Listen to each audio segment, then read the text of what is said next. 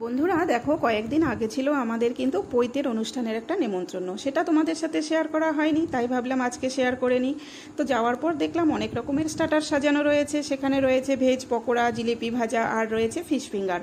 তার মধ্যে কিন্তু আমরা ফিশ ফিঙ্গারটাই খেয়েছিলাম। তো সেটা আর এখানে দেখালাম না, আমরা চলে গেলাম মেন কোর্সে। তো এখানে দেখো, সবার প্রথমে দিয়েছে গাজর, শসা আর এক টুকরো লেবু। তারপর দিয়েছে কিন্তু কড়াইশুঁটির কচুরি, আর সাথে দিয়েছে চানা মশলা।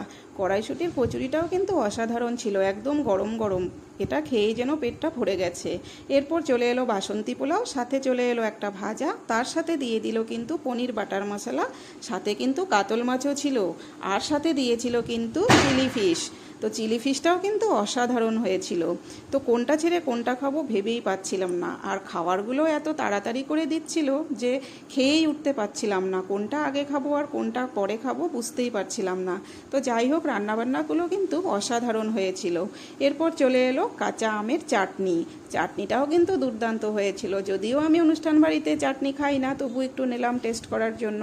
তো ভালোই হয়েছে। এরপর দিল রসগোল্লা, তারপর ছিল পান মশলা আর আইসক্রিম।